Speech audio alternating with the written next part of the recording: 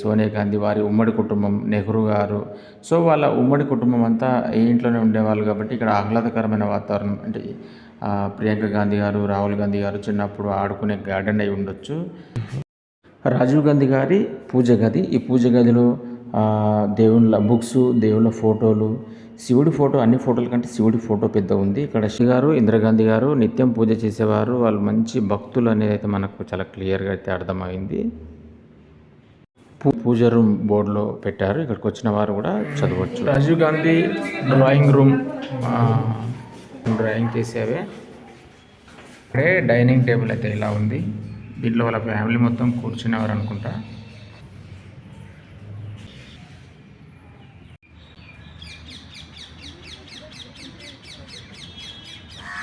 ఈ 5 మీటర్లు అంటే ఆ చివరి నుంచి ఇక్కడ నడుచుకుంటూ వచ్చే సమయంలోనే గన్మెన్ పిస్తోల్తో కాల్చడం జరుగుతుంది.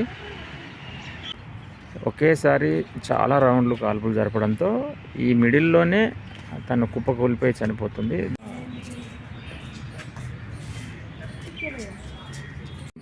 9:20 సరిగ్గా ఇదే ప్లేస్ మనం ఇందాక చూసాం కదా, ఈ ప్లేస్లోనే ఇందిరాగాంధీ గారు తను ఇక్కడ నుంచి ఆ ఇంట్లో నుంచి ఇలా బయటికి వస్తుంటే ఈ వైట్గా ఉండే ఈ మధ్యలోనే తనని హత్య చేయడం జరిగింది. చాలామంది సైలెంట్గా రావడం, సైలెంట్గా చూడడం, హిస్టరీ అంతా చూసి కొంతమంది వీడియోస్, కొంతమంది ఈరోజు సండే కాబట్టి టూరిస్టులు ఎక్కువ ఉన్నారు. Actually Indira Gandhi Rajiv Gandhi memorial Monday close. Wow, super greenery. ఇందులో ఇలా చరిత్రాత్మకమైన ప్లేస్లలో ఇంకా చాలా సూపర్గా ఉంటుంది గ్రీనరీ.